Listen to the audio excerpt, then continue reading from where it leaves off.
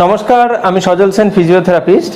আজকে আমি আপনাদেরকে বলবো যাদের ভার্টিব্রাল বর্ডার অফ স্ক্যাপুলায় পেন হয়, অর্থাৎ এটাকে স্ক্যাপুলা বলে, ঠিক এই দিকটা দিয়ে ব্যথা যাদের হয়, মনে হয় চিরবির চিরবির পেন হচ্ছে, এরকম হতে পারে, কিংবা স্পন্ডেলাইসিস আছে, অথবা শোল্ডার ইমপিচমেন্ট আছে, সেটা অনেক ধরনের হতে পারে। তাও আমি গ্রস একটা বলে দিচ্ছি যে শোল্ডারে পেন হচ্ছে।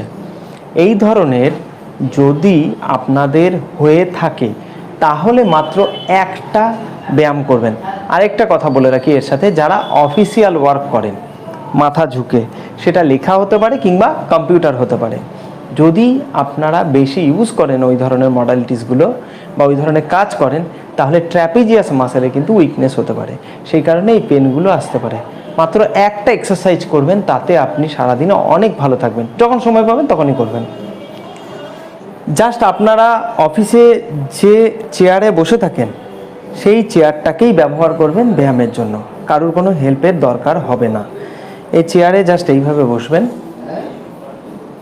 হাত দুটো পেছনে নিয়ে নেবেন, দিয়ে জোরে মিডিল দিকে চেপে ধরবেন, অর্থাৎ দুটো হাত এক করার চেষ্টা করবেন।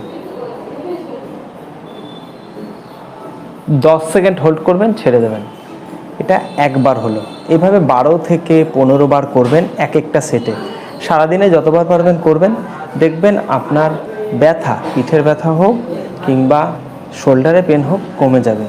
অথবা যাদের স্পন্ডেলাইসিস আছে সেক্ষেত্রে এই ব্যায়ামটা খুবই ভালো আপনাদের ক্ষেত্রে। Thank you.